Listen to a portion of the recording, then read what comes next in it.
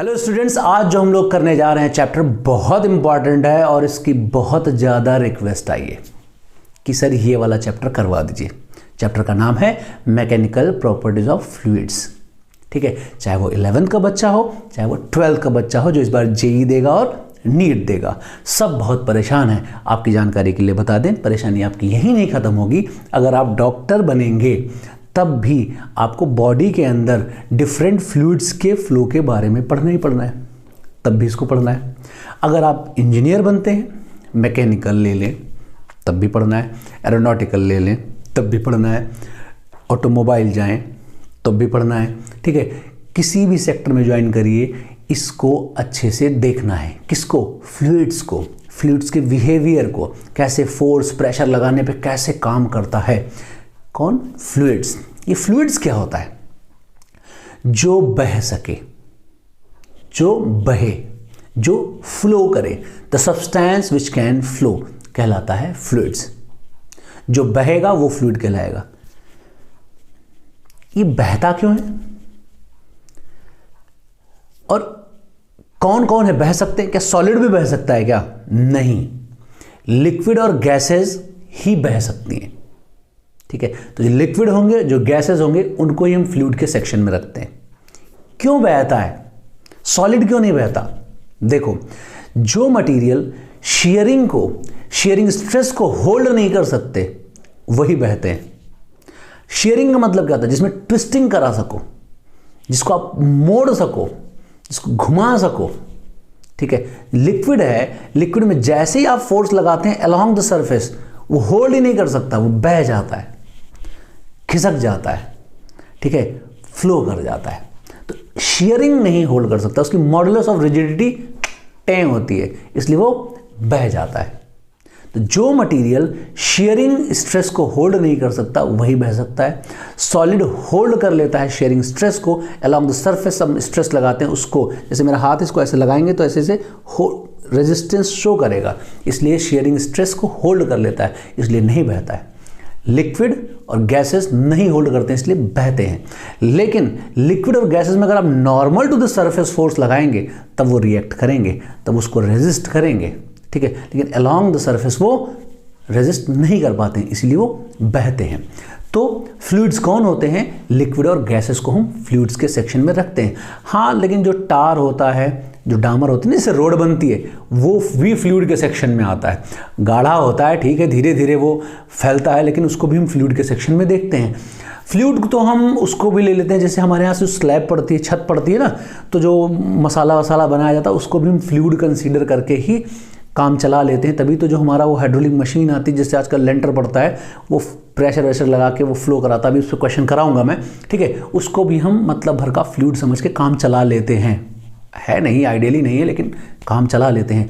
अच्छा हाँ, राब देखिए जिससे गुड़ बनता है, वो भी फ्लूइड ले सकते हो आप। ठीक है, स्टडी करने के हिसाब से उसको भी हम फ्लूइड ले सकते हैं। तो मोटा मोटा क्या पढ़ने जा रहे हैं हम लोग? पढ़ने जा रहे हैं mechanical properties of fluids. Fluids वो जो बह सके। इस सेक्शन में हमने किसको रखा है? लिक्विड और गैसेस को रखा है। आपको एक डाउट हो रहा होगा, ये गैसेस को क्यों चिपका रखा है?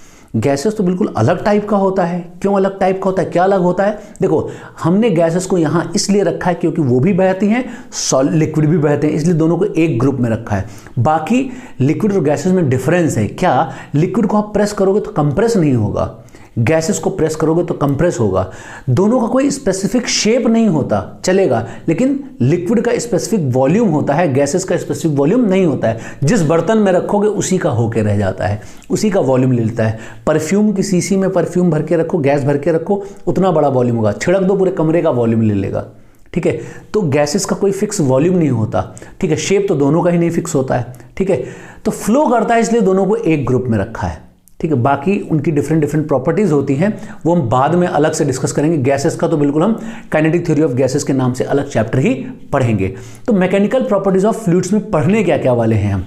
देखो, पहले पढ़ेंगे हम डेंसिटी, फिर पढ़ेंगे हम प्रेशर, फिर हम पढ़ेंगे पास्कल लॉ, फिर हम पढ़ेंगे आर्किमिडीज प्रिंसिपल, फिर हम पढ़ेंगे इक्वेशन ऑफ कॉन्टिन्यूटी, फिर पढ़ेंगे हम बर्नौली, फिर हम पढ़ेंगे बर्नौलीज प्रिंसिपल, फिर हम लोग पढ़ेंगे सरफेस टेंशन, मतलब हम प्रॉपर्टीज ऑफ फ्लूइड, मतलब जो उनके मॉलिक्यूलर प्रॉपर्टीज के बारे में घुसना शुरू कर दिए, तो हम पढ़ेंगे सरफेस टेंशन, हम पढ़ेंगे विस्कोसिटी, हम पढ़ेंगे एंगल ऑफ कांटेक्ट, हम पढ़ेंगे पॉजलीज इक्वेशन, हम लोग पढ़ेंगे यहाँ पर स्टोक्स लॉ। इतना कुछ पढ़ेंगे हम इस चैप्टर में। तो अब हम शुरुआत करते हैं बिल्कुल डेंसिटी से। डेंसिटी क्या होता है इससे शुरू करते हैं। अब हम पढ़ने जा रहे हैं डेंसिटी। ये डेंसिटी है क्या, सबको पता है, 9-10 से पढ़ते आ रहे हैं हम लोग कि डेंसिटी मास अपॉन वॉल्यूम होता है। लेकिन इस फ्लूइड वाले चैप्टर में क्यों पढ़ रहे हैं? देखो, सॉलिड्स में जब हम पढ़ते हैं न्यूटन्स लॉज ऑफ मोशन, तो फोर्स रहता है, मास रहता है मेजर, ठीक है। फोर्स लगता है किसी मास पे तो उसका इफेक्ट एक्सेलरेशन आता है, उसको हम जानते हैं। तो सॉलिड्स का स्ट्रक्चर क्या होता है? एक ऑर्डर्ड होता है, उसके मॉलिक्यूलर अरेंजमेंट फिक्स होते हैं। लिक्विड में थोड़ा मतलब उतना ऑर्डर में नहीं रहता है, गैसेस में तो बिल्कुल ही भ्रष्ट है मामला, ठीक है, उतना ऑर्डर में नहीं रहता है। मतलब यहाँ पर जो मॉलिक्यूलर अरेंजमेंट है वो लोकेशन टू लोकेशन डिफर कर सकता है, लोकेशन टू लोकेशन डिफर कर सकता है। इसका मतलब ये हुआ, अब अगर मुझे इनर्शिया मेजर करना है तो मुझे इसको थोड़ा दूसरी तरह से डिफाइन करना होगा, जिसमें लोकेशन के हिसाब से वेरिएशन हो। इसीलिए हम यहाँ डेंसिटी पढ़ते हैं, समझ में आया? और फोर्स की जगह हम क्या पढ़ते हैं? प्रेशर पढ़ते हैं। तो अब हम देखते हैं डेंसिटी क्या होता है। डेंसिटी होता है मास पर यूनिट वॉल्यूम। मास पर यूनिट वॉल्यूम को हम बोलते हैं डेंसिटी, ठीक है। तो डेंसिटी को हम ऐसे लिखेंगे m/v, ठीक है। यहां पर जो हम कॉमन यूज करेंगे वो डेंसिटी है वाटर की। वाटर की डेंसिटी लिखी जाती है 1000 किलोग्राम पर मीटर क्यूब, या फिर इसको हम लिख सकते हैं वाटर की डेंसिटी 1 ग्राम पर सेंटीमीटर क्यूब, ठीक है। यहाँ पे हम मर्क्यूरी यूज़ करेंगे, ठीक है। मर्क्यूरी बहुत ज़्यादा यूज़ किया जाएगा, इसलिए मर्क्यूरी की डेंसिटी भी हम लिखते हैं 13600 किलोग्राम पर मीटर क्यूब, या फिर इसको हम बोल सकते हैं 13.6, ठीक है, ग्राम पर सीसी, ठीक है। इतना हो सकता है मर्क्यूरी का डेंसिटी। यहाँ पर हम आपको बताने के लिए खाली बता देते हैं एयर की डेंसिटी भी हम यूज़ करते हैं। एयर की डेंसिटी 1.41 किलोग्राम पर मीटर क्यूब होती है, बहुत कम होती है एयर की डेंसिटी वाटर के कंपैरिजन में, मर्क्यूरी के कंपैरिजन में, ठीक है। ये तो डेंसिटी हो गया वाटर का, एयर का, और डेंसिटी का डेफिनेशन हमने बता दिया आपका मास पर यूनिट वॉल्यूम। अब हम आपको बताने जा रहे हैं डेंसिटी अगर मिक्सचर की बात करी जाए तो डेंसिटी ऑफ मिक्सचर अगर लिखा जाए तो क्या लिखा जाता है? Mass of mixture divide by volume of mixture लिखा जाता है। तो ये डेंसिटी ऑफ मिक्सचर हो जाता है, मतलब total mass divide by total volume करेंगे तो डेंसिटी ऑफ मिक्सचर हो जाएगा। एक छोटा सा एग्जांपल हम आपको बताते हैं। अगर मान लो बोले कि दो इक्वल मास के लिक्विड जिनकी डेंसिटी ρ1 और ρ2 है, उनको मिलाया गया है, तो मिक्सचर की डेंसिटी क्या होगी? यहाँ पे क्या बोला मैंने? दो इक्वल मास के लिक्विड्स को मिलाया गया है जिनकी डेंसिटी ρ1 और ρ2 है, तो डेंसिटी ऑफ मिक्सचर क्या होगी? तो यहाँ पे देखो डेंसिटी ऑफ मिक्सचर जब लिखने जाओगे तो दो इक्वल मास हैं, इनको मिला दिया गया है, इनकी डेंसिटी ρ1 और ρ2 है, तो इनका वॉल्यूम v1 और v2 होगा। तो इसको और ढंग से लिखें तो क्या आएगा? 2m हो जाएगा यहाँ पर, और यहाँ पे हो जाएगा m/ρ1 प्लस m/ρ2। ये क्या हो जाएंगे? इनके वॉल्यूम हो जाएंगे। तो इसको जब सिंप्लीफाई करेंगे तो डेंसिटी ऑफ मिक्सचर क्या बन के आएगा? 2 times of ρ1 ρ2 divide by ρ1 plus ρ2। ये डेंसिटी बन के आएगी मिक्सचर की, जब इक्वल मास मिलाओगे तब। अगर मैं बोलूँ कि नहीं, अब मेरा मोड बदल गया, अगर मैं इनको इक्वल वॉल्यूम में मिलाता, ρ1 और ρ2 को इक्वल वॉल्यूम में मिलाता, तो डेंसिटी ऑफ मिक्सचर क्या होती? इस केस में अगर मैं बोलता इक्वल वॉल्यूम मिला रहे हैं तो डेंसिटी ऑफ मिक्सचर अगर लिखते तो हम बोलते मास इनके हो सकता है डिफरेंट हो, क्योंकि उनकी डेंसिटी डिफरेंट है और वॉल्यूम इक्वल है, ठीक है। तो यहाँ पे लिखा जाएगा क्या? ρ1v plus ρ2v divide by 2v। तो यहाँ पे डेंसिटी ऑफ मिक्सचर क्या आएगा? ρ1 प्लस ρ2 डिवाइड बाई 2 आएगा। इस केस में डेंसिटी ऑफ मिक्सचर ये हो जाएगा। तो कोई बहुत बड़ी बात नहीं बताई हमने, ये चिरकुट से क्वेश्चन है जो 9th के बच्चे भी करते हैं, लेकिन हमने यहाँ करा दिया क्योंकि नीट में पूछा गया क्वेश्चन है, ठीक है। अब यहाँ पर एक टर्म हम डिफाइन करते हैं, स्पेसिफिक ग्रेविटी। क्या डिफाइन करते हैं? स्पेसिफिक ग्रेविटी या फिर रिलेटिव डेंसिटी। ये क्या होता है? ये रेशियो होता है किसका? किसी सब्सटेंस की डेंसिटी का वाटर की डेंसिटी के साथ। लेकिन वाटर की डेंसिटी जो लिखी जाती है वो 4 डिग्री सेंटीग्रेड पे लिखी जाती है। तो एक टर्म क्या बात कर रहे हैं हम? रिलेटिव डेंसिटी की। तो ये रिलेटिव डेंसिटी क्या है? और इसी में देखते हैं। देखो, रिलेटिव डेंसिटी, इसकी बहुत जरूरत पड़ेगी, या फिर हम बोलें स्पेसिफिक ग्रेविटी। दोनों बातें यहां पर एक ही हैं। तो रिलेटिव डेंसिटी या फिर स्पेसिफिक ग्रेविटी की बात करें तो क्या बोलते हैं? Density of any substance divide by density of water at 4 degree centigrade. देखो, डेंसिटी का जो यूनिट होता है वो मास बाय वॉल्यूम, मतलब किलोग्राम पर मीटर क्यूब होता है ना। डायमेंशन लिखे तो ml⁻³ होता है, लेकिन इसका कोई यूनिट और डायमेंशन नहीं होता क्योंकि सेम क्वांटिटी का रेशियो होता है। ठीक है, तो अगर हम बात करें रिलेटिव डेंसिटी ऑफ वाटर की तो क्या आएगा? वाटर का वाटर के साथ रेशियो लिखोगे तो 1 ही तो आएगा, कोई यूनिट लिखने की जरूरत नहीं है। देखो, यहाँ पे हम यूनिट लिख रहे थे, लेकिन यहाँ यूनिट लिखने की जरूरत नहीं क्योंकि ये डायमेंशनलेस और यूनिटलेस है। अगर हम बात करें रिलेटिव डेंसिटी ऑफ मर्क्यूरी की, Hg की बात करें तो क्या लिखेंगे? 13.6। इसका किसी भी यूनिट सिस्टम से कोई लेना देना नहीं है। तो देखो, डेंसिटी पता होना बहुत जरूरी है। बिना डेंसिटी के आप आगे काम नहीं कर पाएंगे, क्योंकि पूरा फ्लूइड्स जो है उसका इनर्शिया जो है हम डेंसिटी से ही देखने वाले हैं। अब हम बात करने जा रहे हैं प्रेशर की। प्रेशर क्या होता है ये जानेंगे। वैसे प्रेशर अगर गलत टाइम आ जाए ना तो अच्छों की लग भी जाती है। ठीक है, तो प्रेशर बहुत इंपॉर्टेंट है। इंपॉर्टेंट इतना है ना, देखो कितना है। कुछ मैं सिचुएशंस आपको देता हूँ, जरा रिएक्ट करके बताओ क्या है वो। जैसे मान लो तुम कहीं शादी में जाओ और कोई लड़का जो है जूता पहन के तुम्हारे पैर पे खड़ा हो जाए, आए ऐसे पैर पे कुचल के चला जाए, या कोई लड़की आए पेंसिल हील पहन के वो खड़ी हो जाए, तो किस केस में ज़्यादा आह निकलेगा? मतलब मज़ा किस केस में ज़्यादा आएगा? ठीक है, एक सिचुएशन ये हो गई।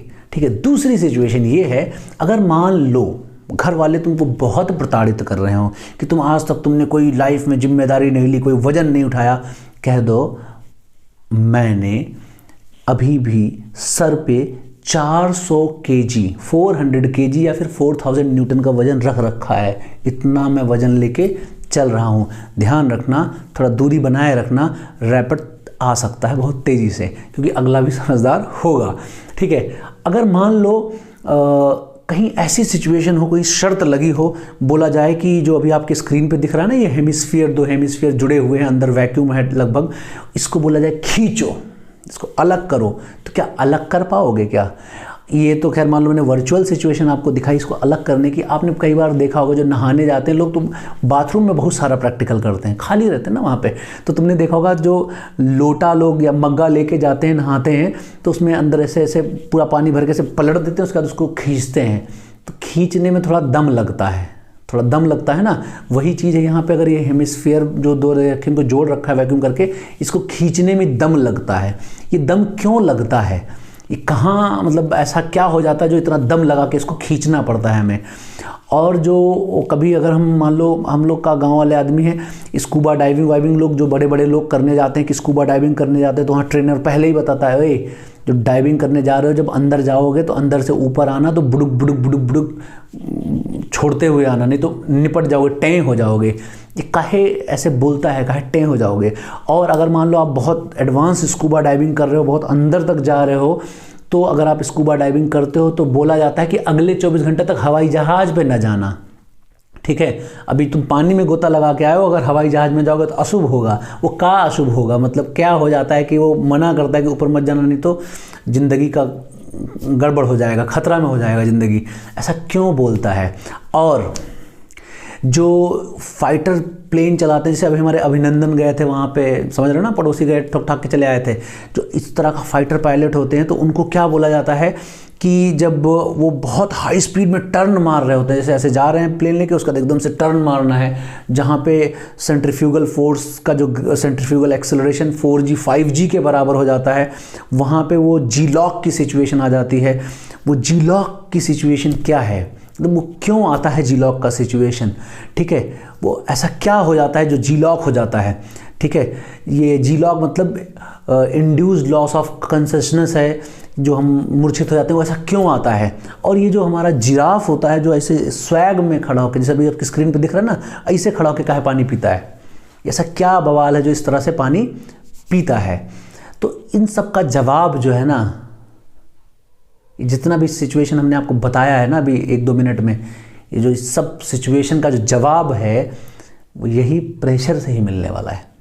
ठीक है, तो इसीलिए प्रेशर बहुत इम्पॉर्टेंट, बहुत मस्त टाइप का टॉपिक है। तो इसको जो है ढंग से हम लोग पढ़ेंगे और सीखेंगे, और जितनी सिचुएशन मैंने अभी आपको बताई है इन सभी सिचुएशन के न्यूमेरिकल वैल्यू लेके स्टडी करेंगे हम लोग। ठीक है, अब हम बात करते हैं प्रेशर की। प्रेशर को कैसे मैथमेटिकली लिखते हैं ये सब हम और देखते हैं, डेफिनेशन क्या होती है इसके बारे में जानते हैं। प्रेशर क्या होता है? प्रेशर होता है थ्रस्ट अपॉन एरिया। बहुत सारे बच्चे बोलते हैं फोर्स अपॉन एरिया, जो कि गलत होता है। फोर्स अपॉन एरिया नहीं बोलना है, हम लोग को क्या बोलना है? थ्रस्ट अपॉन एरिया होता है प्रेशर। थ्रस्ट क्या है? अब जैसे हम मान लो बोलते नहीं हमें फोर्स के बारे में बोलना है, फोर्स के टर्म में बोलना है, तो आओ तुम्हारे फोर्स के टर्म में बात कर लेते हैं। तो अगर मान लो ये एरिया है, ऐसे ये एरिया है मान लो कोई a मीटर स्क्वायर का, और यहाँ पर आप मान लो वर्टिकल से किसी एंगल पे फोर्स F लगाते हैं, ये F फोर्स लगा रहे हैं वर्टिकल से थीटा एंगल पर, तो इस फोर्स का एक कंपोनेंट ये होगा, ये कंपोनेंट जो होगा वो F साइन थीटा होगा, सामने वाला है परपेंडिकुलर बनेगा, ये वाला जो बनेगा वो बनेगा F कॉस थीटा बनेगा। तो जो F कॉस थीटा है ये नॉर्मल फोर्स है, ये नॉर्मल फोर्स है, बोले जाए परपेंडिकुलर फोर्स है, और ये क्या है? ये अलोंग फोर्स है, सरफेस के अलोंग फोर्स है। तो जो परपेंडिकुलर फोर्स है इसी को बोलते हैं थ्रस्ट। तो जब हम प्रेशर बोलते हैं तो बोल सकते हैं normal force per unit area, और नॉर्मल फोर्स को ही थ्रस्ट बोलते हैं। अगर आप फोर्स के टर्म में कसम खा रखी नहीं, हम फोर्स के टर्म में डेफिनेशन बोलेंगे तो बोलो normal force per unit area, normal force को हम थ्रस्ट बोलते हैं। तो इस तरह से हम प्रेशर को लिखना चाहें तो प्रेशर क्या लिख सकते हैं? F कॉस थीटा, थीटा यहाँ वर्टिकल से, इस बात का ध्यान रखना, एरिया, ये आएगा प्रेशर। प्रेशर का यूनिट क्या होता है? न्यूटन पर मीटर स्क्वायर। प्रेशर का डायमेंशन क्या होता है? m L-1 T-2, ये होता है प्रेशर का डायमेंशन। प्रेशर एक स्केलर क्वांटिटी होता है, वेक्टर नहीं होता है। प्रेशर एक स्केलर क्वांटिटी है। कुछ बच्चे कहेंगे सर यहाँ फोर्स है तब का है स्केलर है। देखो किसी पर्टिकुलर जगह पर प्रेशर का कोई यूनिक डायरेक्शन नहीं होता, किसी एक पॉइंट पर प्रेशर चारों तरफ एक जैसा लगता है, ऐसे एक जैसा लगता है। ठीक है, इसलिए इसको हम स्केलर लिखते हैं। कोई एक पर्टिकुलर डायरेक्शन में ऐसा नहीं कि लगेगा और वही वैसा कुछ होगा, है ना। और वैसे भी देखो फोर्स जब नॉर्मल टू द सरफेस होगा वही प्रेशर में कंट्रीब्यूट करेगा, पूरा फोर्स प्रेशर में कंट्रीब्यूट नहीं करता है। तो इसका एक यूनिक डायरेक्शन हो गया नॉर्मल टू द सरफेस, इसलिए इसको स्केलर लेते हैं। इन शॉर्ट ये law of vector addition subtraction नहीं फॉलो करता, बात खत्म, है ना। तो प्रेशर क्या है? स्केलर क्वांटिटी है। तो ये सब बात हो गई प्रेशर के लिए। अभी हमने आपको एक बात बताया था कि लड़का जो है जूता पहन के खड़ा हो जाएगा तब ज़्यादा आह निकलेगा, या लड़की खड़ी हो जाएगी तब ज़्यादा आह निकलेगा हाई हील पहन के। वैसे लड़का भी अगर हाई हील पहन के खड़ा होगा ना तब भी मज़ा उतना ही आएगा, है ना, क्योंकि अभी पता चलने वाला है किसका ज़्यादा रोल है। तो देखो जितना ज़्यादा बड़ा एरिया उतना कम प्रेशर, मतलब प्रेशर जो है inversely proportional to the area है। तो जिस केस में एरिया ज़्यादा उस केस में प्रेशर कम होगा। अगर मान लेते हैं लड़का और लड़की बराबर वेट के हैं और दोनों जो है एक हील पहन के आता है, पेंसिल हील लगभग ऐसे होती है, मैंने बहुत मोटा बना दिया है और पतला होता होगा, ठीक है। ये इतना पतला हील पहन के कोई खड़ा हो जाए, या फिर इतनी मोटी जो है सोल का जूता पहन के कोई खड़ा हो जाए, ठीक है, तो ऑब्वियसली इससे 20 गुना तो कम से कम है इसका एरिया। तो इस केस में प्रेशर क्या लगेगा? कम लगेगा। इस केस में प्रेशर ज़्यादा लगेगा। तो लड़का लड़की का लफड़ा नहीं है यहाँ पे हील का मेन रोल है। हील पहन के लड़की खड़ी हो जाएगी तब भी आह निकलेगा, और वही हील पहन के अगर लड़का खड़ा होगा ना तभी आह निकाल लेगा, ठीक है ना। तो मेन यहाँ हील का रोल है और किसी वजह से आह नहीं निकल रहा है, ठीक है। एक बात ये हो गई कि pressure inversely proportional to area होता है। जैसे इंजेक्शन डॉक्टर लोग लगाते हैं ना तो इतना मोटा तो नहीं लगा देते, ये लगा देते, ये भोंक देते हैं क्या, ठीक है। अगर ये भोंक देंगे ना तो मतलब इंजेक्शन लगाने के लिए इस स्किन में इंजेक्शन पेनिट्रेट कराने के लिए इतना फोर्स लगाना पड़ेगा कि हड्डियाँ टूट जाएगी, है ना, ये हड्डी चिथड़ा हो जाएगी। तो इसीलिए क्या इसको पतला करते हैं, क्योंकि इस स्किन के अंदर जाने के लिए जितना स्ट्रेस चाहिए, जितना प्रेशर चाहिए वो एरिया कम करके ला सकते हो। कोई जरूरी नहीं फोर्स बढ़ा के ही तुम प्रेशर बढ़ाओगे, ठीक है। इसलिए इसका एरिया कम करते हैं, आसानी से पेनिट्रेट हो जाता है। ठीक है, कॉमन प्रेशर जो हमारे आसपास हैं उनके बारे में बात कर लेते हैं, जैसे एटमॉस्फेरिक प्रेशर। एटमॉस्फेरिक प्रेशर को हम जनरली पी नॉट से यहाँ शो करेंगे, इस पूरे चैप्टर में पी नॉट से हम एटमॉस्फेरिक प्रेशर को शो करेंगे।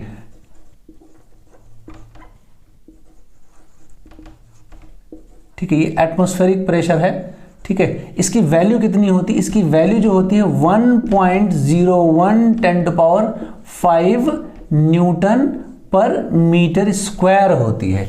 इतनी प्रेशर की वैल्यू होती है। ठीक है, इसी को लिखना चाहें तो लिख सकते हैं 760 mm ऑफ Hg, ऐसा भी लिखते हैं, या 760 टॉर्सली भी लिखते हैं, ये भी लिख देते हैं।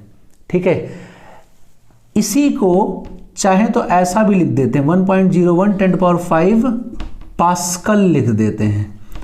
ठीक है, बहुत सारे बच्चों को एक चुटकुला पता होगा, एक बार न्यूटन और आइंस्टीन छुपन छुपाई खेल रहे थे। न्यूटन और आइंस्टीन छुपन छुपाई खेल रहे थे। न्यूटन बहुत होशियार, बहुत चालू था, आइंस्टीन थोड़ा ऐसे दिमाग से कम थे। ठीक है, तो आइंस्टीन को बोला जाओ तुम चोर बन गए, तो आइंस्टीन गया चोर बन गया। ठीक है, तो न्यूटन बहुत चालू, मैंने बताया ना न्यूटन बहुत चालू, तो न्यूटन ने क्या किया, एक 1 by 1 का ऐसे बक्सा बनाया, जमीन में से खचीना खिंचा दिया, ऐसे बक्सा बना दिया, उसी में आके न्यूटन जो है ऐसे बैठ गया, समाधि लगा के बैठ गया। अब आइंस्टीन जो है पेड़ के पीछे से जब 10 तक गिनती गिन के आया ना, कह रहा है न्यूटन चल उठो, तुम तो सामने में बैठे हो। न्यूटन बोल ही नहीं रहा, कह रहा है उठो जाओ तुम चोर बन गए, फिर नहीं बोल रहा, कह रहा मैं न्यूटन नहीं। आइंस्टीन ने कहा पागल हो का, इतनी जल्दी कौन सा नशा कर लिया तुम, इतनी जल्दी कौन सा नशा कर लिया कि तुम न्यूटन नहीं रहे। कह रहा मैं न्यूटन नहीं, मैं पास्कल हूँ। आइंस्टीन ने कहा पगला आ गया क्या बे, चलो चोर हो गया। कह रहा नहीं मैं पास्कल। कह रहा कहाँ पास्कल? कह रहा न्यूटन पर स्क्वायर मीटर ही तो होता है पास्कल, समझे। तो ये बहुत कॉमन चुटकुला है जो बच्चे सुनाते रहते हैं। हमको भी एक बच्चे ने सुनाया था, तो हमने कहा बहुत बढ़िया बेटा, हमने कहा लो तुम्हें भी आज सुना देते हैं। तो ये ऐसा प्रेशर एटमॉस्फेरिक प्रेशर के बारे में लिखते हैं। तो एटमॉस्फेरिक प्रेशर क्या है ना, जैसे जैसे हम ऊपर जाएंगे ना प्रेशर घटेगा। ठीक है, प्रेशर जैसे जैसे ऊपर जाते हैं तो डिक्रीज करता है, जो ऊपर से नीचे आओगे तो प्रेशर बढ़ेगा, एटमॉस्फेरिक प्रेशर। ठीक है, वैसे हमारे आसपास की जितना ये एरिया है, जितना भी लोकेशन है, ऊपर से नीचे तक हम कोई ज़्यादा एयर का डेंसिटी ज़्यादा होता नहीं है, तो हम एटमॉस्फेरिक प्रेशर लगभग इतना ही मान लेंगे। ठीक है, तो अगर मान लो एक क्वेश्चन है यहाँ पर, अगर मान लो हम आपसे बोलें कि जैसे ये हमारा सर है ना, ये खोपड़ी है, इसका जो सर का लगभग ये जो एरिया है, इस सर का एरिया जो हमने ले रखा है वो 0.04 मीटर स्क्वायर एरिया है। मान लो इस सर का इतना एरिया है, सर का ऑन एन एवरेज एरिया इतना आ रहा है इसका। तो ये एटमॉस्फेरिक प्रेशर यहाँ लग रहा हो तो उसके जैसे फोर्स कितना लगेगा। तो अभी तुमने पढ़ा है कि जैसे ये हम मान लो यहाँ खड़े हैं, ऐसे ये ऐसे खड़े हैं हमें, तो यहाँ पे प्रेशर ऐसे लग रहा होगा, मान लो बिल्कुल चपटा हमारा सर है, ऐसे लगभग मान लेते हैं ऐसा क्रॉस सेक्शन चपटा एरिया है हमारा, तो ऐसा जो है ऐसे प्रेशर लग रहा होगा। ठीक है, तो ये प्रेशर जो है एटमॉस्फेरिक प्रेशर लगेगा, तो उसके जैसे फोर्स क्या होगा, तो ये फोर्स जो है ये F कितना लग रहा है वो हमें मेजर करना है। ये फोर्स F कितना लग रहा है, तो F की वैल्यू क्या लिखी जाएगी, P टाइम्स ऑफ एरिया लिखी जाएगी। प्रेशर लग रहा है 1.01 10⁵ का लग रहा है प्रेशर, एरिया कितना है 0.04। तो हमारे सर पर जो एटमॉस्फेरिक प्रेशर है उसके वजह से फोर्स कितना लग रहा है, तो फोर्स आएगा 4.04, ठीक है, इंटू 10⁻³ न्यूटन, इतना फोर्स लगेगा। इसको और ढंग से लिखना चाहें तो लिख सकते हैं 4040 न्यूटन। मतलब अगर लिखना चाहें और अप्रोक्सीमेशन करके तो बोल सकते हैं 4000 न्यूटन का। जो हम आपसे बात कर रहे थे ना कि जो फोर्स लग रहा होगा ये लग रहा होगा 400 kgf, मतलब इतना फोर्स, मतलब 400 किलोग्राम के वेट की वजह से जो फोर्स लग रहा है वो लग रहा होगा। इसी की बात अभी हम आपसे कर रहे थे कि अगर मान लो कोई तुमसे बोले कितना वजन है तुम्हारे ऊपर, तो बोलो 400 किलोग्राम का वजन हम लेके चल रहे हैं। मतलब इतना, ये जो अर्थ के आसपास जो एयर है उसके वजह से जो हमारे ऊपर जो फोर्स लग रहा है, सर पे जो फोर्स लग रहा है वो इतना लग रहा है 400 किलोग्राम न्यूटन का। इतना फोर्स जो है एयर हमारे ऊपर लगा रही, तो इतना वजन हम लेके घूम रहे हैं अभी भी। तो अगला जो है ना उसके ऊपर भी लगभग, उसकी मुंडी अगर इतनी बड़ी है तो वो भी उतने वजन लेके चल रहा है, समझे। तो हीरो बनने की ज़्यादा जरूरत नहीं है, उसके पास भी इतना ही लग रहा होगा फोर्स। ठीक है, अब हम लोग पढ़ने जा रहे हैं हाइड्रोस्टैटिक प्रेशर। हाइड्रा मतलब वैसे वाटर होता है, लेकिन हम लोग किसी फ्लूइड का प्रेशर मोटा मोटा समझने जा रहे हैं, किसी फ्लूइड की वजह से कैसा प्रेशर लगता है। तो मान लो यहां पर हमने एक बास्केट ले ली है, ऐसे कोई एक बास्केट ले ली है, ठीक है। इस बास्केट में पूरे में पूरा कोई फ्लूइड भर रखा है, ठीक है। कोई भी फ्लूइड ऐसे भर रखा है, ऐसे पूरा फ्लूइड ऐसे भरा हुआ है ऐसे, ठीक है। और ये फ्लूइड अभी स्टैटिक इक्विलिब्रियम में है। हाइड्रोस्टैटिक की बात कर रहे हैं, मतलब ये स्टैटिक इक्विलिब्रियम में नहीं बह रहा है, नहीं कुछ, बिल्कुल मस्त, ये ना कंटेनर चल रहा है और ना ये फ्लूइड बह रहा है, तो ये स्टैटिक इक्विलिब्रियम में है। तो इसको हम प्रेशर पढ़ने के लिए क्या कर सकते हैं, एक यहाँ पर क्यूबिकल बॉक्स ले लेते हैं, एक इमेजिनरी क्यूबिकल बॉक्स ले लेते हैं, बोलते हैं कि इतने में फ्लूइड होगा, इस बॉक्स की बात करते हैं। तो ये बॉक्स भी तो इक्विलिब्रियम में होगा, ठीक है। और ये बॉक्स कैसे इक्विलिब्रियम में होगा, ये जो बॉक्स हमने इमेजिनरी लिया ये हॉरिजॉन्टल और वर्टिकल दोनों डायरेक्शन के इक्विलिब्रियम में होगा, ठीक है। तो मान लेते हैं ये जो बॉक्स आपने लिया था ये ऊपर से वाई डेप्थ पे लिया था आपने, ठीक है, वाई डेप्थ पे लिया था। इस बॉक्स की जो आपने चौड़ाई ले रखी है dy ले रखी है, और कैलकुलेशन आसान करने के लिए आपने इसका एरिया जो ले रखा है वो a मीटर स्क्वायर ले रखा है, ठीक है। आपको पता है कि ऊपर से नीचे आने पे प्रेशर बढ़ता है, वैसे भी आप याद रखो ऊपर से जब नीचे आएंगे तो ग्रेविटी की वजह से जो प्रेशर लगेगा, प्रेशर की काउंटिंग जो है बढ़ती चली जाएगी, मतलब प्रेशर बढ़ता हुआ चला जाएगा। तो अगर हम आपसे बोले कि यहाँ पर जो प्रेशर लगेगा वो मान लो अगर P है, तो इस जगह पे जो प्रेशर लगेगा वो कुछ ज़्यादा हो जाएगा, क्योंकि हम dy डेप्थ ज़्यादा चले आए, तो यहाँ पे प्रेशर P प्लस dP लगेगा, इतना लगेगा प्रेशर, ठीक है। अब ये फ्लूइड इक्विलिब्रियम में है, इक्विलिब्रियम में है तो हॉरिजॉन्टल डायरेक्शन में भी इक्विलिब्रियम में होगा। और एक बात ध्यान रख लो, अगर कोई फ्लूइड फ्लो नहीं कर रहा है, फ्लूइड फ्लो नहीं कर रहा है और कंटेनर एक्सेलरेटेड नहीं है, तो साथ के साथ कंटेनर हॉरिजॉन्टल सरफेस पे रखा है, तो एक हॉरिजॉन्टल लेवल पे एक प्रेशर होगा। फिर से सुन लो, लिक्विड फ्लो नहीं कर रहा है, कंटेनर एक्सेलरेटेड नहीं है, कंटेनर हॉरिजॉन्टल सरफेस पे रखा है, तो एक हॉरिजॉन्टल सरफेस पे एक प्रेशर होगा, ठीक है। मतलब इस बेस के पैरेलल जहां जहां सरफेसेस आएंगे उस पे एक लेवल पे एक प्रेशर, एक लेवल पे एक प्रेशर, एक लेवल पे एक प्रेशर, ऐसा भी बोल सकते हो। बेस के पैरेलल एक लेवल पे एक प्रेशर, एक लेवल पे एक प्रेशर, एक लेवल पे एक प्रेशर, लेकिन शर्त क्या है, कंटेनर नॉन एक्सेलरेटेड है, एक्सेलरेटेड नहीं है, ठीक है, और लिक्विड फ्लो नहीं कर रहा है। तो यहाँ पे भी प्रेशर क्या रहेगा, यहाँ मान लो कोई प्रेशर जैसे P1 है ना, तो यहाँ P1 प्रेशर है तो यहाँ P1 प्रेशर होगा। अब आपके मन में हो सकता है डाउट आए कि हमने प्रेशर ऐसा यहाँ बनाया तो यहाँ ऐसा क्यों बनाया, यहाँ ऐसा है तो यहाँ ऐसा क्यों बनाया है। प्रेशर के हिंदी में इसका जवाब छुपा हुआ है। प्रेशर का मतलब होता है दबाव, आओ दबाव, है ना, तो दबाव, जो दबाए वो है प्रेशर। प्रेशर हमेशा कंप्रेसिव होता है, इसीलिए दबा रहा है, दबाव है, ठीक है। प्रेशर हमेशा कंप्रेसिव होता है, इस बात को आप नोट कर सकते हैं। प्रेशर इज ऑलवेज कंप्रेसिव, हमेशा कंप्रेस करता है। अब कुछ बच्चों के दिमाग में खुराफात चढ़ रहा होगा, नहीं कंप्रेसिव तो नहीं होता है, हम मुंह फुलाते हैं, कहाँ देखो ये बाहर की तरफ निकल जाता है ना, मुंह फुला, देखो ऐसे करो, ऐसे जब मुंह फुलाते हो तो अंदर जो एयर होती है वो पुश करती है ना, तो अंदर एयर दबा ही तो रही है। एयर के बारे में सोचो, एयर ने दबाया तभी तो मुंह निकला, तो अंदर एयर दबा ही रही है और कुछ नहीं कर रही है, तो दबा रही है, दबा रही है। अब खींच लो तो ऐसे कर लो, तो खींच रहे हो तो यहां तुमने खींच लिया ऐसे, ठीक है, तो बाहर वाली हवा ने इसको पुश किया, धक्का मारा, तभी तो ऐसे गुप हुआ, तो ये फिर दब रहा है, दबाया गया तभी अंदर गया है ना। तो जैसे आपने प्रेशर अंदर कम कर रखा तो बाहर वाली एयर ने इसको दबा रखा, इसलिए घुस गया। तो प्रेशर हमेशा दबाता है, इतना याद रखो, ठीक है, कभी एक्सेप्शन ही नहीं हुआ, प्रेशर दबाव, ठीक है, तो दबाएगा। तो अभी क्या है, ये जो तुमने सेक्शन लिया है, ये पूरा एलिमेंट ये इक्विलिब्रियम में है, तो हॉरिजॉन्टल में तो समझ में आ गया, एक हॉरिजॉन्टल लेवल पे एक प्रेशर, ठीक है। वर्टिकल डायरेक्शन में ये इक्विलिब्रियम में है, तो कैसे है, आओ जरा इसको और डिटेल में देख लेते हैं।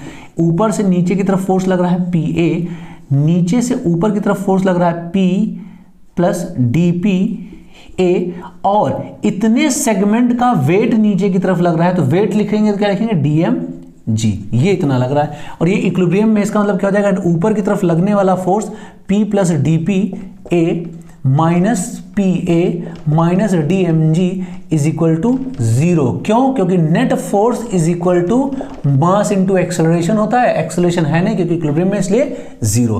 तो ये क्या बचेगा? DP इंटू A बचेगा, ये PA से PA कैंसिल हो जाएगा, इज इक्वल टू DMG बचेगा।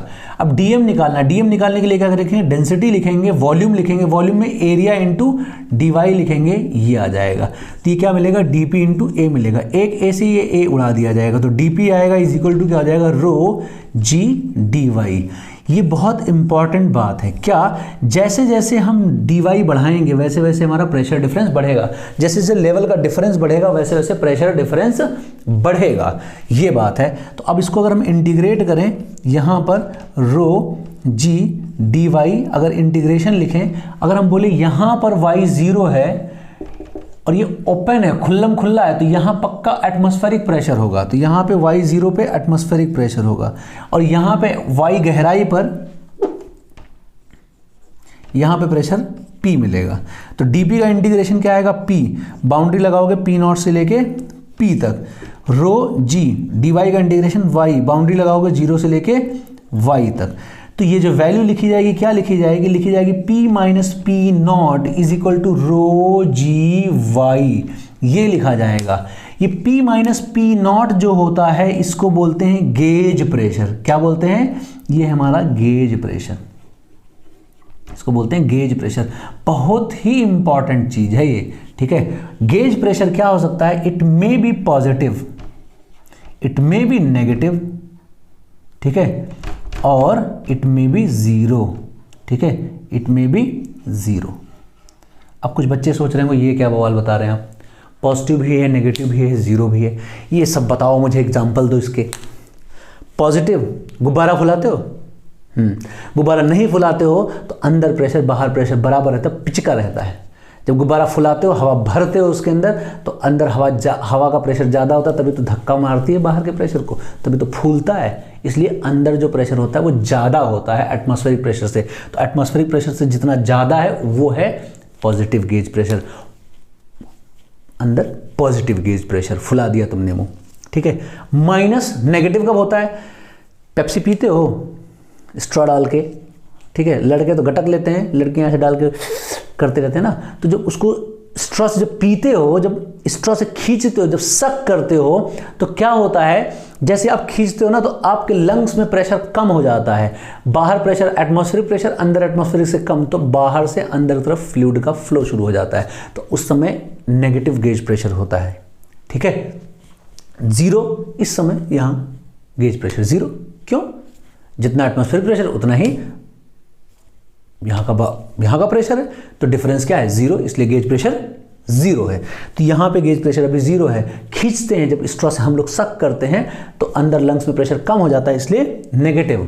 जब बलून को फुलाते हैं या टायर में जब प्रेशर मेजर करते हैं, मुंह फुलाते हैं, उस केस में जो वहाँ प्रेशर होता है पॉजिटिव गेज प्रेशर होता है। क्या होता है? पॉजिटिव गेज प्रेशर होता है। अभी इस पर खूब सारे क्वेश्चन करेंगे, ठीक है।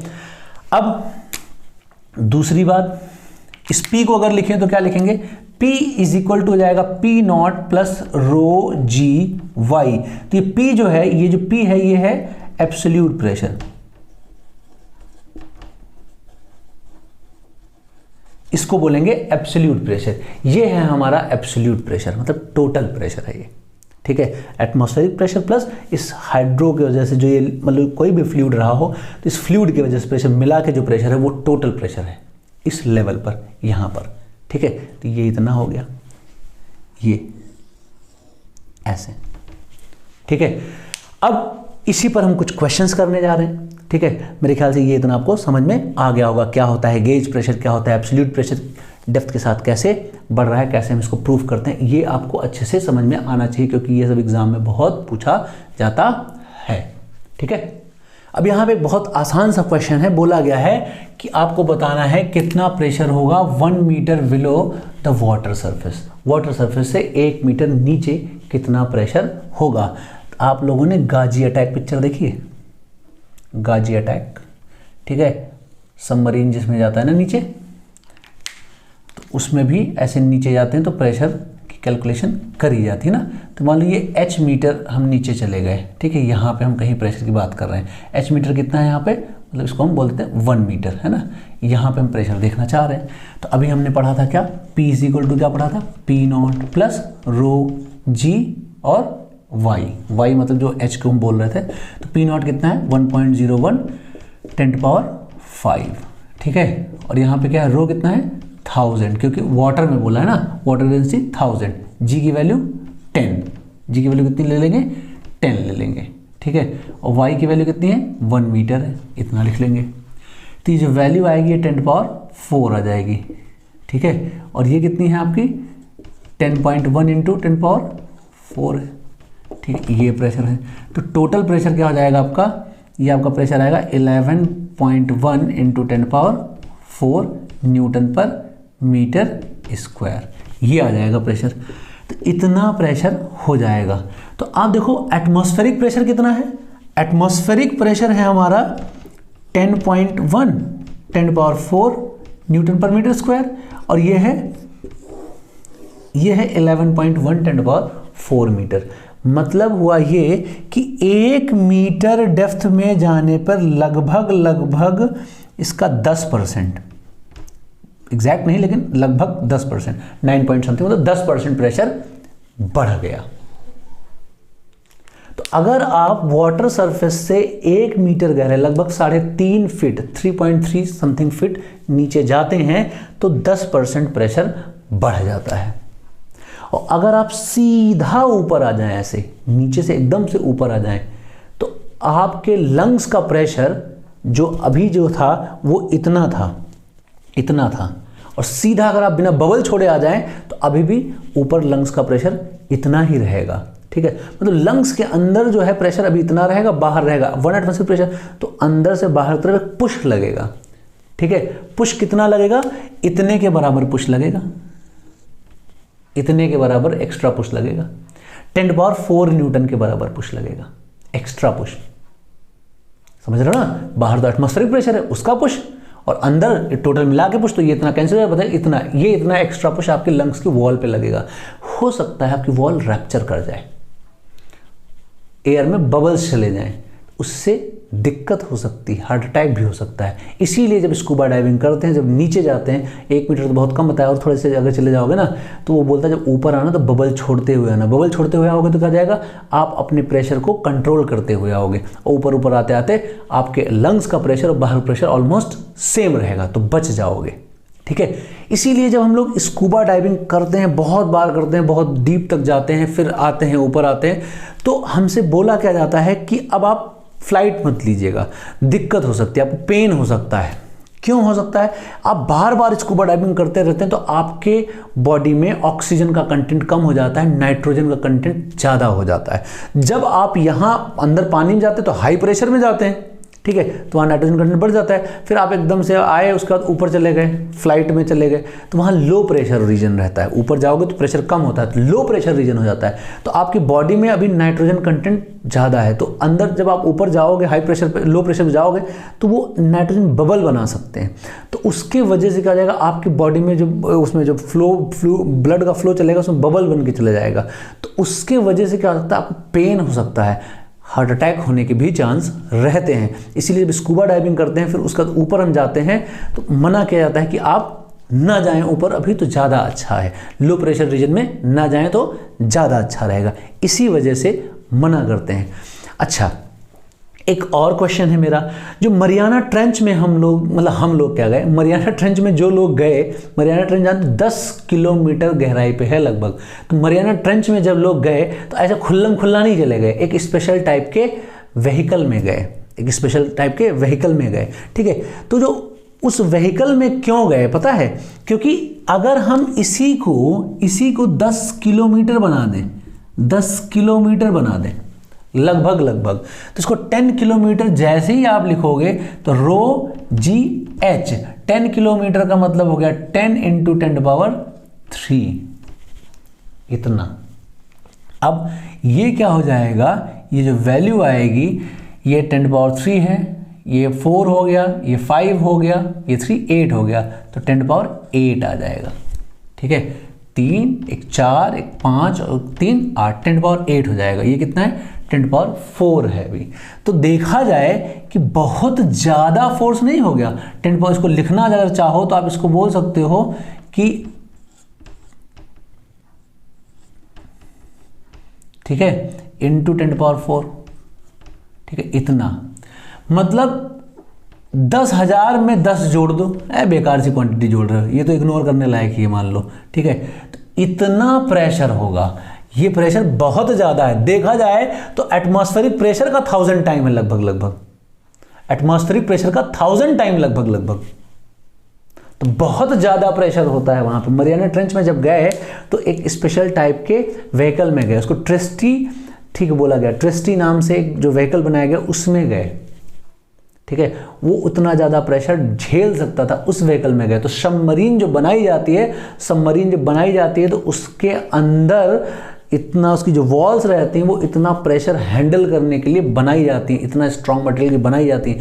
नहीं पता चला ना, ऐसे हल्की फुल्की चादर बना लो, जैसे अपनी कार है ना, अगर अपनी कार हम यहाँ पे लेके चले जाए ना हम लोग, तो कार हम लोग की जैसे ना पेप्सी पीने के बाद, कैन पीने के बाद नहीं कुचल देते हो, ऐसे हाथ से मसल देते हो, वैसे ही प्रेशर में जाके मिसल जाएगी, बिल्कुल बेकारी हो जाएगी, समझे। तो वहाँ पे जो जो वहाँ के लिए जो व्हीकल बनता है, जो सबमरीन वगैरह जो बनती हैं, उनकी शीट जो होती हैं वो अलग तरह के अलॉय मटेरियल की बनाई जाती हैं, ठीक है, कि इतना प्रेशर हैंडल कर सके, समझ रहे हो ना। इसीलिए यहाँ पे एक सिचुएशन है, जैसे मैंने आपको बताया था कि 2 हेमिस्फीयर ले लो और यहाँ पे इसका बीच का रीजन वैक्यूम कर दो और इनको ऐसे लगा दो, जोड़ दो, और फिर बोला जाए इसको अब खींच के खोलो। जैसे बताया था आपको, लोटा लेके जैसे पानी भर के बिल्कुल ऐसे पलट देते हैं, फिर उसके बाद उसको उठाते हैं तो ताकत लगानी पड़ती है ना, पुल करते हैं तो ताकत लगानी पड़ती है। वैसे ही यहाँ पे सिचुएशन है। डेटा मैंने क्या दिया आपको, 30 सेंटीमीटर का रेडियस है, अंदर प्रेशर जो है 0.1 एटमॉस्फेरिक प्रेशर है और बाहर 1 एटमॉस्फेरिक प्रेशर है। तो आपसे बोला गया बताओ कितना फोर्स लगा के इसको निकालना पड़ रहा होगा।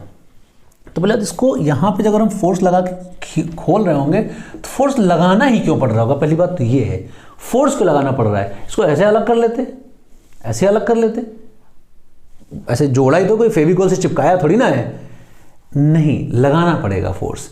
ये बहुत पहले एक एक्सपेरिमेंट किया था जर्मन साइंटिस्ट ने, ग्वेरेक नाम है उनका, ठीक है, हो सकता है प्रोनाउंसिएशन मैंने गलत किया हो। उन्होंने बताया था प्रेशर कैसे फोर्स एक्सर्ट करता है, वो डेमोन्स्ट्रेट किया था उन्होंने।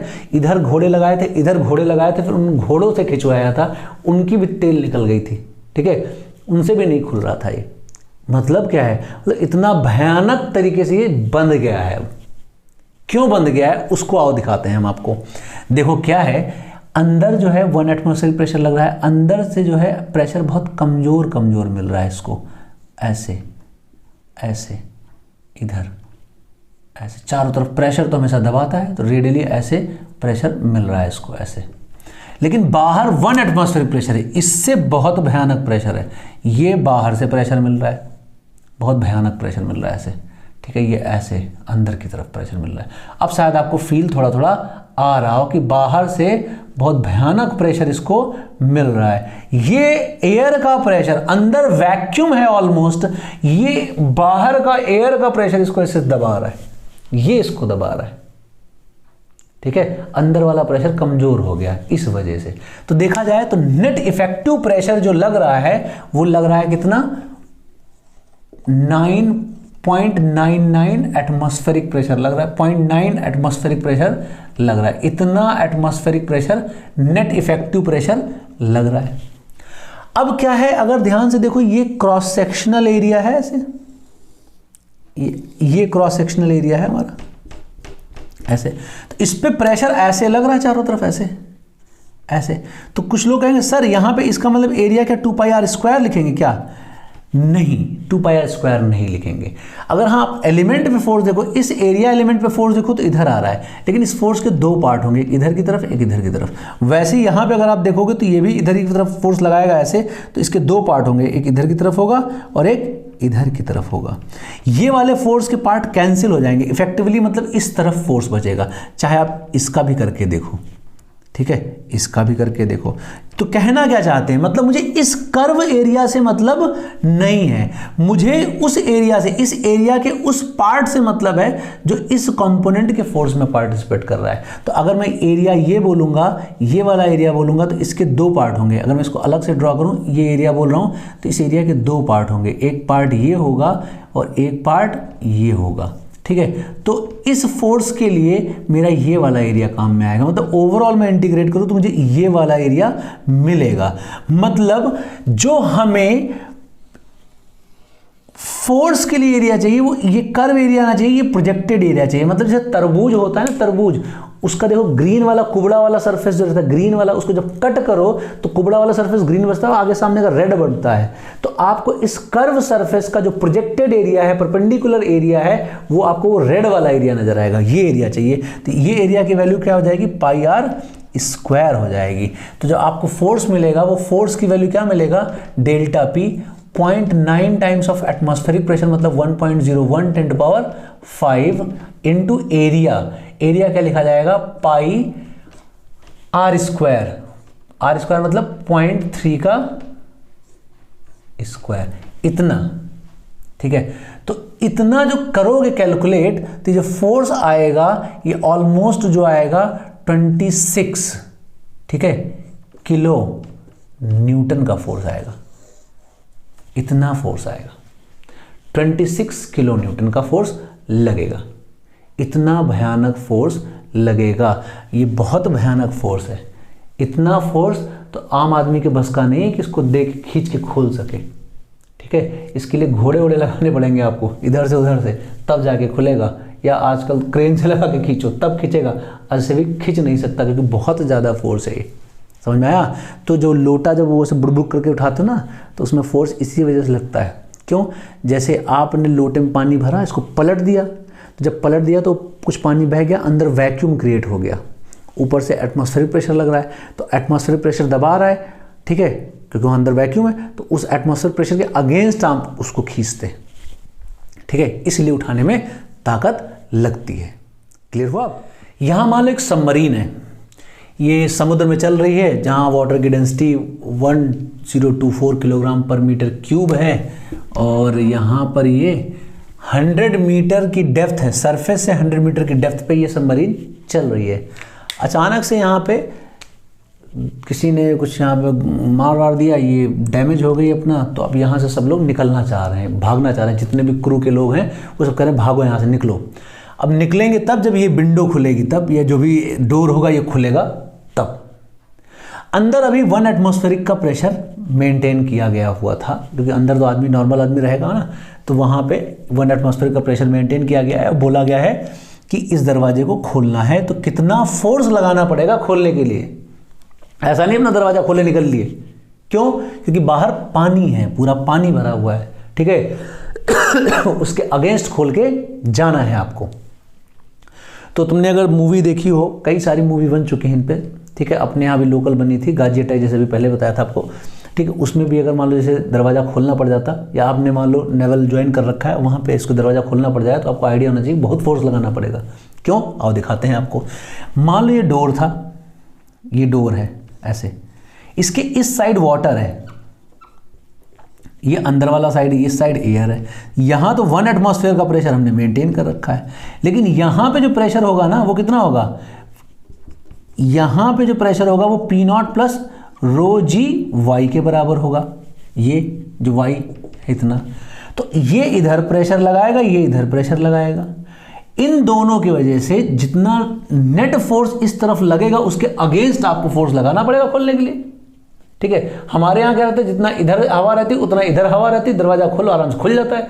अगर मान लो कभी आपके कमरे में हाई प्रेशर बन गया और बाहर लो प्रेशर है, आप दरवाजा खोल नहीं सकते, आप दरवाजा खोल नहीं सकते, क्योंकि आपको उस प्रेशर के अगेंस्ट खोलना पड़ेगा। ठीक है, तो कितना फोर्स लगाना पड़ेगा अब आपको, जो फोर्स लगाना पड़ेगा वो लगाना पड़ेगा P0 plus rho G Y minus, पहले area minus P0 into area. ये एरिया इसकी बात कर रहे हैं, ये एरिया A मीटर स्क्वायर का था, ये लेंथ इंटू विड्थ। तो यहाँ जो फोर्स लगाना पड़ेगा वो लगाना पड़ेगा रो 1024 जी 9.8 ले लो, ठीक है।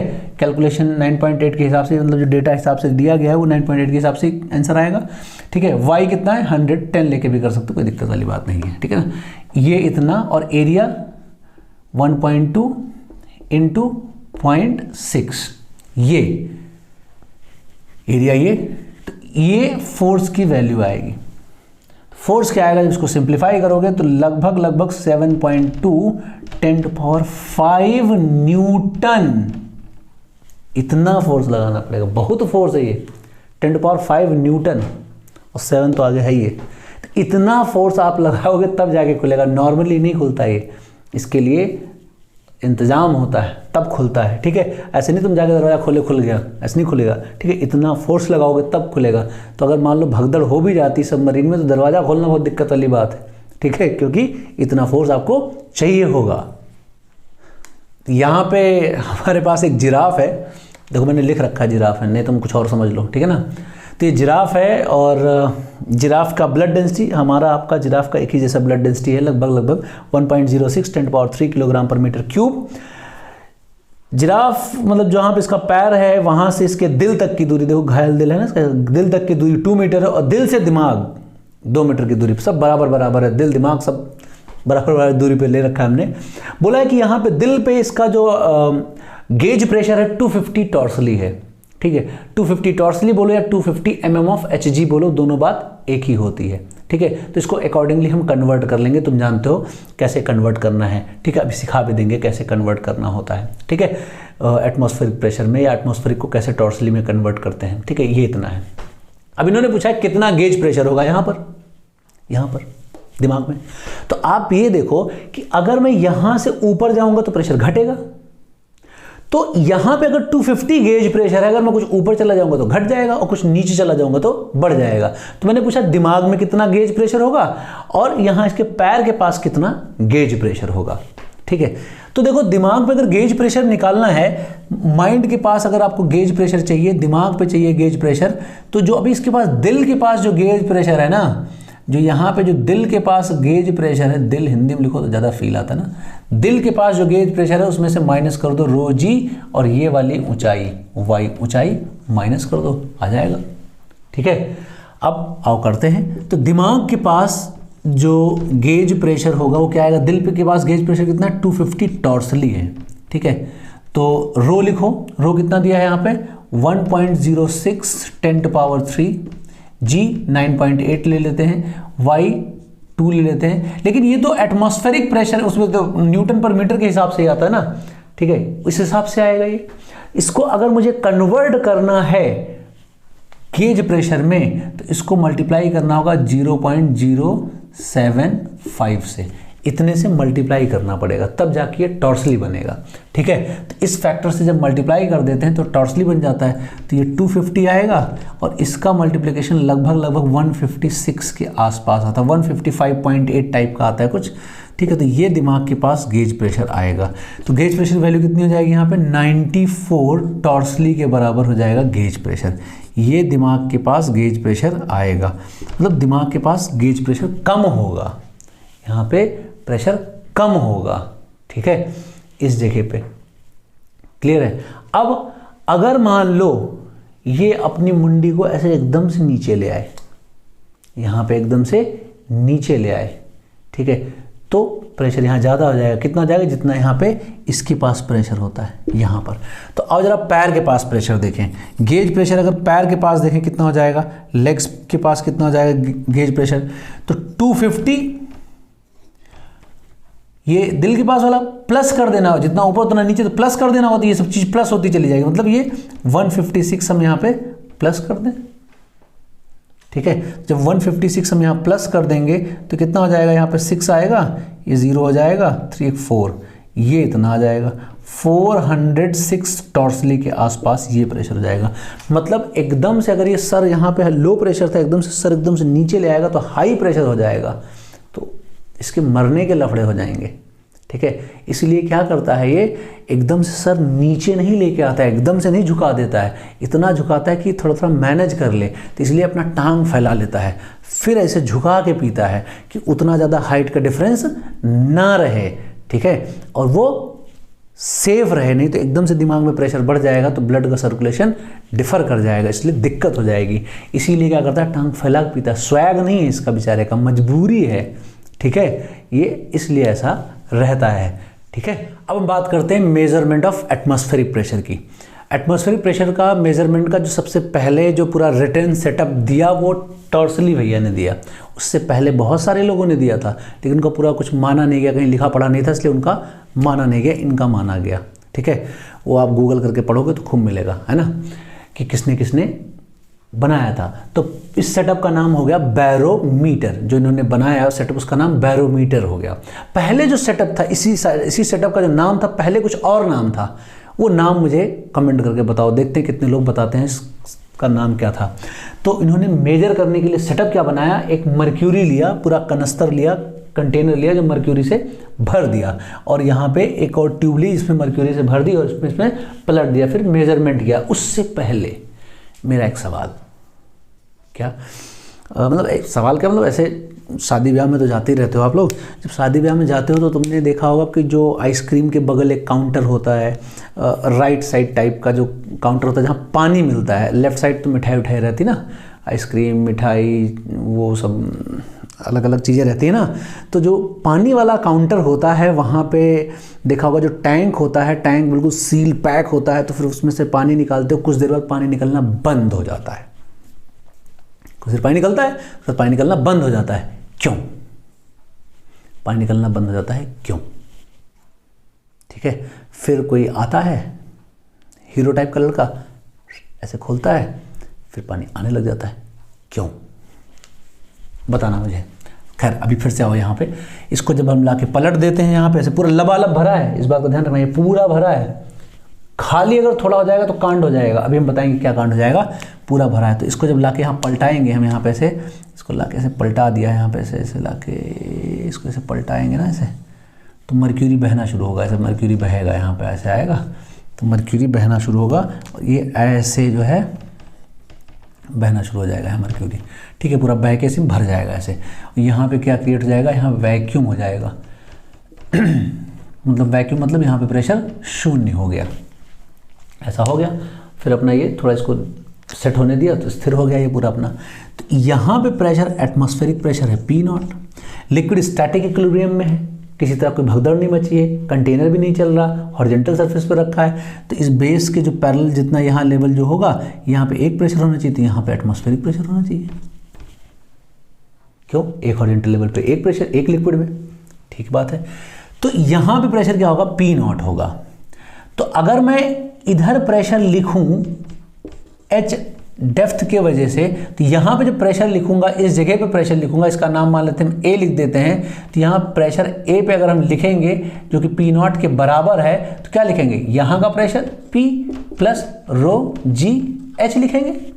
और इस P की वैल्यू कितनी है, 0, तो इस P0 की वैल्यू क्या लिखी जाएगी, रो जी H लिखी जाएगी। तो जो ये H आया है, ये H आया है P0 डिवाइड बाई रो जी। तो H प्रोपोर्शनल हो गया P0 के, H प्रोपोर्शनल हो गया P0 के। क्यों? क्योंकि रो जी की जो वैल्यू है वो तो फिक्स हो गई, ठीक है, वो उतना नहीं बदलती, माल बदलती तो है ही है, डेंसिटी बदलेगी, टेम्परेचर बदलेगा तो डेंसिटी बदलेगी, तो डेंसिटी बदल जाती है, ग्रेविटी भी अलग अलग लोकेशन पे बदलती है। लेकिन अभी मतलब हम मोटा मोटा पढ़ने के लिए बोल सकते हैं डेंसिटी कांस्टेंट होती है, जी कांस्टेंट है, तो H प्रोपोर्शनल टू P0 हो गया। तो हम मतलब यहाँ पे एटमॉस्फेरिक प्रेशर मेजर कर सकते हैं इसके टर्म में।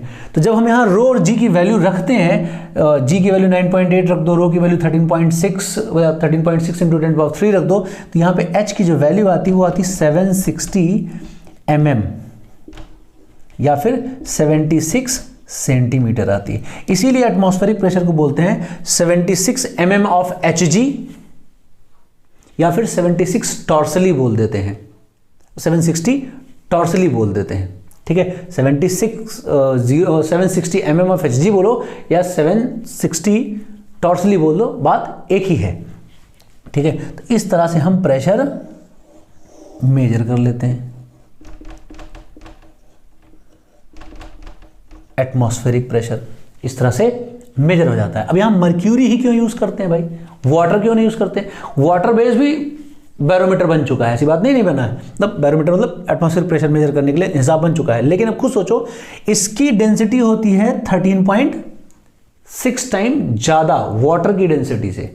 तो जो अगर ये 760 mm आ रहा था या 76 सेंटीमीटर आ रहा था, तो इसका मतलब उसका 13 गुना ज़्यादा आएगा, 13 टाइम ज़्यादा आएगा। और अगर आप कैलकुलेट ही करना चाहते हैं वाटर के लिए, अगर वाटर बेस हमारा बैरोमीटर होता तो h की वैल्यू लिखी जाती क्या, P0 10⁵ मोटा मोटा लिख लेते हैं, रो की वैल्यू 10⁻3, g की वैल्यू 10, तो ये 10⁻4 मतलब h की वैल्यू अगर 10 मीटर, 10 मीटर मतलब समझते हो 1 मीटर में 3.3 फीट, तो लगभग 33 फीट।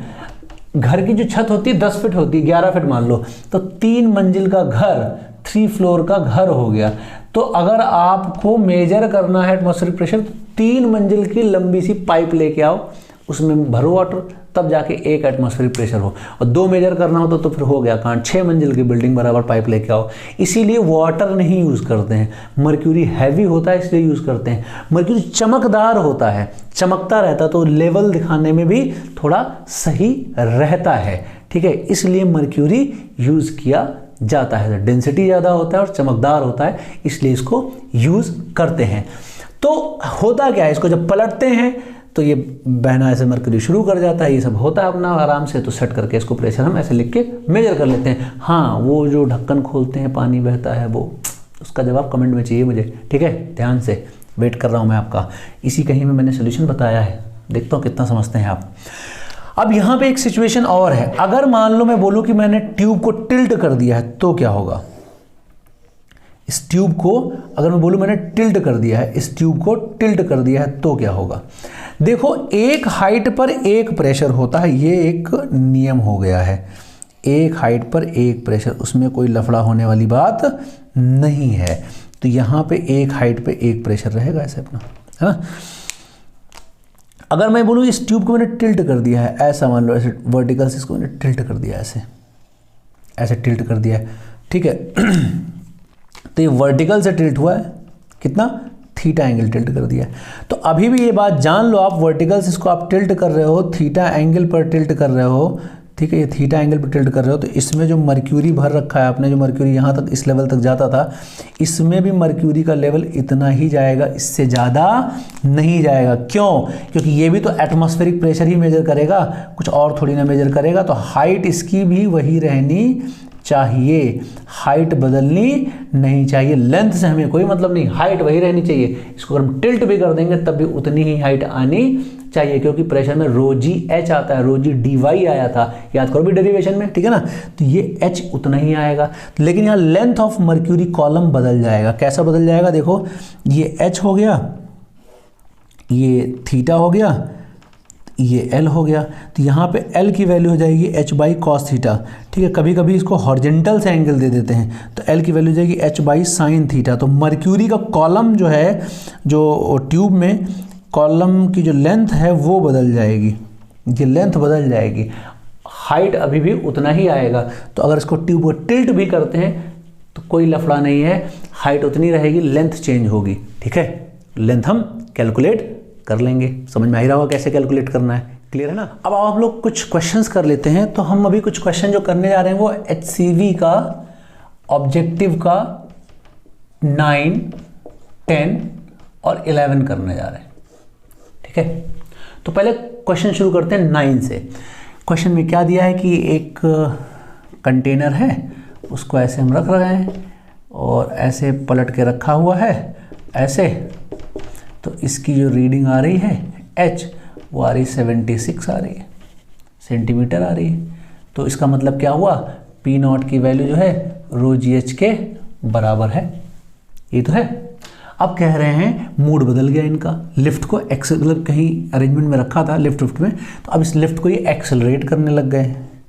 क्या करने लग गए हैं, ये जो इस अरेंजमेंट को इन्होंने जहाँ रखा था, अब उसको ये एक्सेलरेट कर रहे हैं, इसको एक एक्सेलरेशन ऊपर की तरफ दे रहे हैं। तो ये पूछ रहे हैं एच डैश कितना होगा। तो सिंपल सी बात है, अब क्या हो जाएगा, यही P0 को बैलेंस करेगा, क्योंकि एटमॉस्फेयर प्रेशर थोड़ी ना चेंज हो जाएगा यहाँ पे। तो इसको लिखोगे, क्या लिखोगे, रो लिखोगे, G प्लस A लिखोगे, ऊपर तरफ एक्सेलरेट कर रहा, सूडो नीचे लगेगा और एच डैश हो जाएगा। तो ये चीज़ जी थी तब ये 76 था, अब ये जी प्लस ए हो गया तो एच डैश की वैल्यू क्या हो जाएगी, एच से कम हो जाएगी, एच बड़ा होगा तो एच डैश की वैल्यू क्या आएगी, लेस देन 76 हो जाएगी। ये आंसर हो जाएगा, बराबर करके देख लो, है ना। ये हमारा 9th नंबर क्वेश्चन था।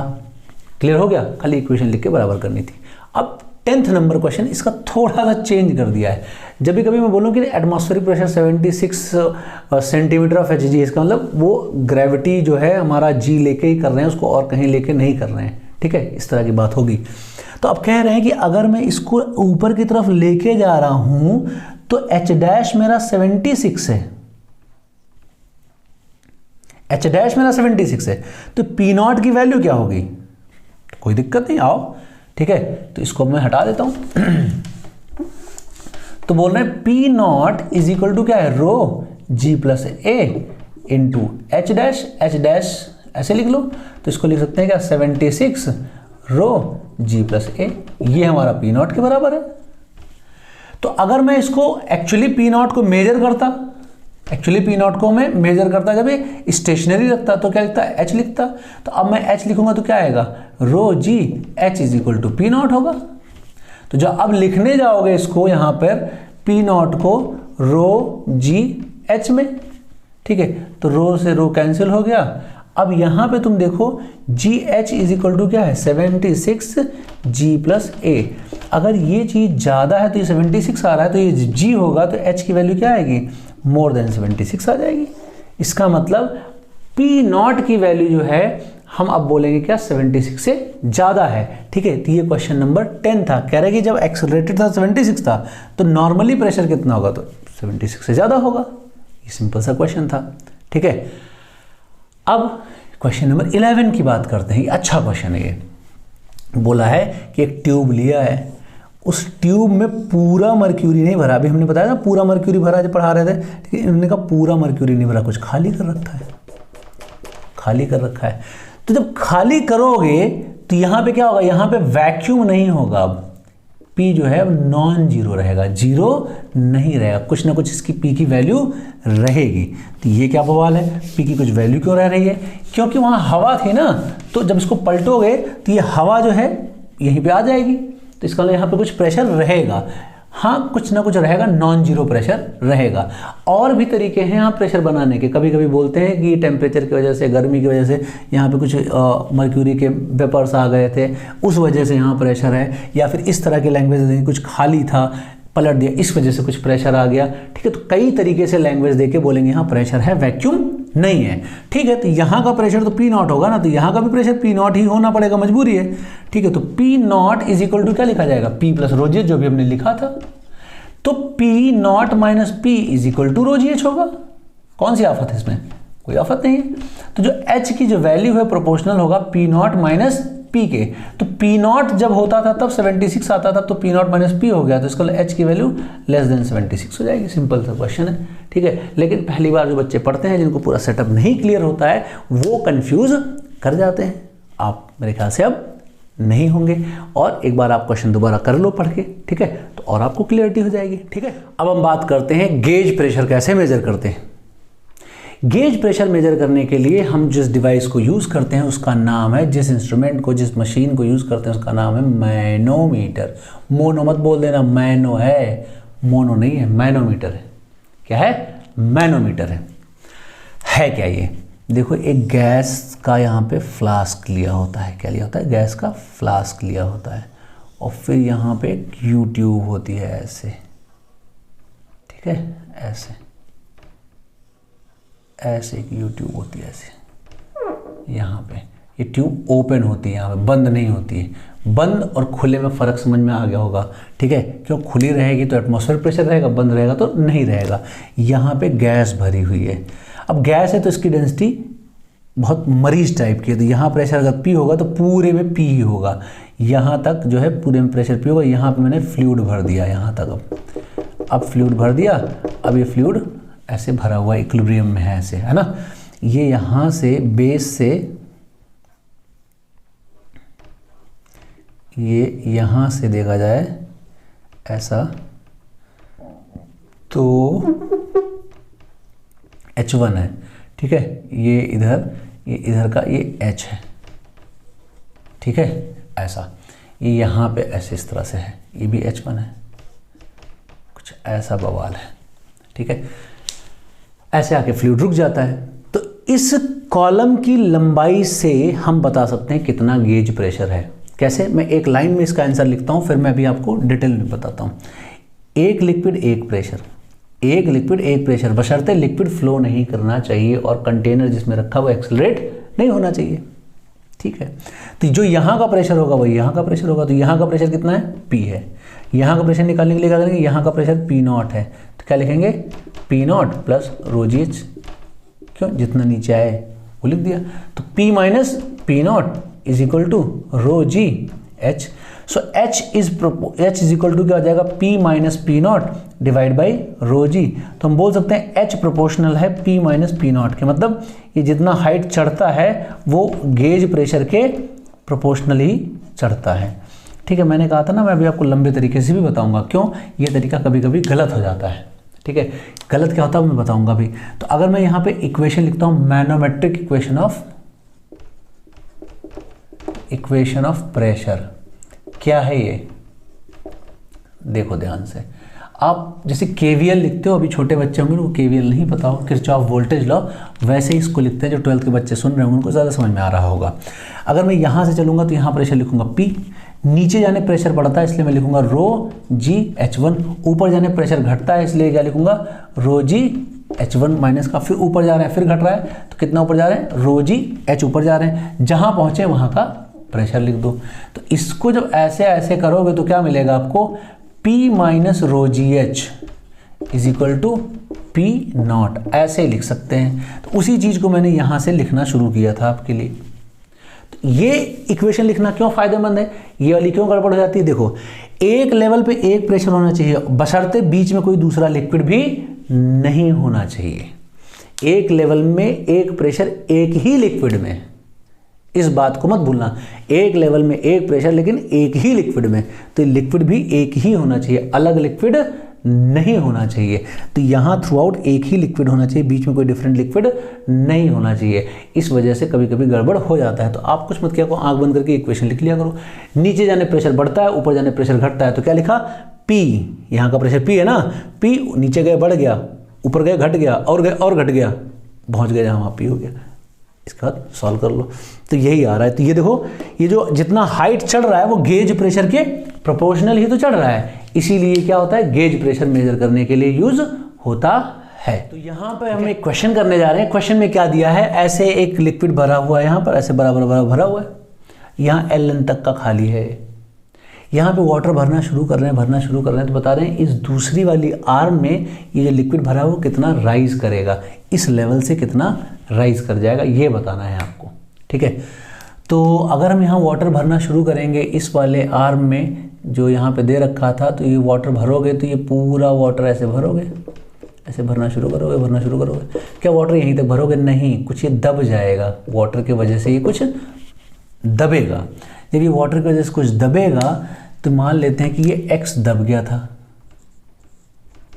X यहाँ पे दब गया था, तो जो मर्क्यूरी जो पहले यहाँ तक भरा हुआ था ये अब क्या हो जाएगा? ये X यहाँ पर उठ जाएगा, क्योंकि दोनों लिम्स क्या हैं? बराबर हाइट की हमने, मतलब बराबर विड्थ की दे रखी है। तो जितना ये दब गया था उतना ही ये उठ जाएगा। ऐसी कुछ नई सिचुएशन आ जाएगी। तो ये भी तो X ही होगा और ये भी X ही होगा, कि जितना दबेगा उतना ही ऊपर जाएगा, क्योंकि दोनों की चौड़ाई एक ही जैसे दे रखी है हमने, ठीक है। अब इसको सॉल्व कैसे करें? बहुत इजी है सॉल्व करना। क्यों?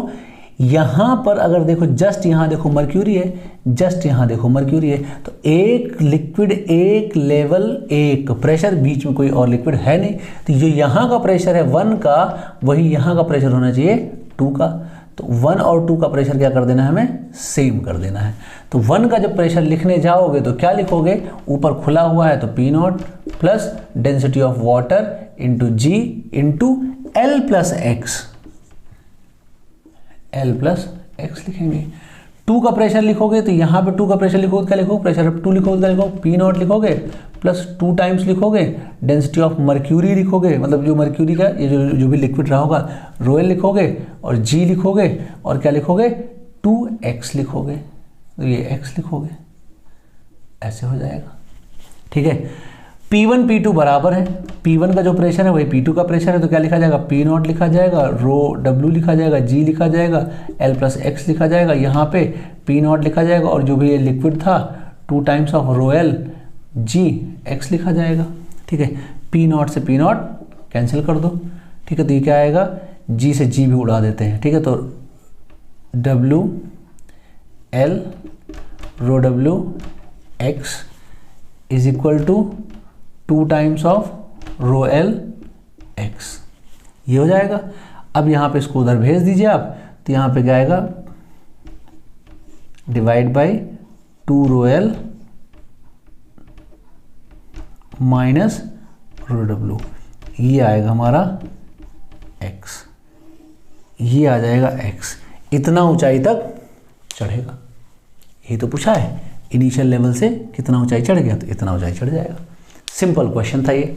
ठीक है, और ये क्वेश्चन बहुत बार पूछा गया है अलग अलग किताबों में अलग अलग तरीके से। ठीक है, तो इतना आज हम करेंगे। अगली जो वीडियो हम लेके आएंगे उसमें हम हाइड्रोस्टैटिक पैराडॉक्स बताएंगे। ठीक है, और इसके बाद हम आर्किमिडीज प्रिंसिपल और पास्कल लॉ पढ़ेंगे। अगली वीडियो इन 3 टॉपिक पर होगी।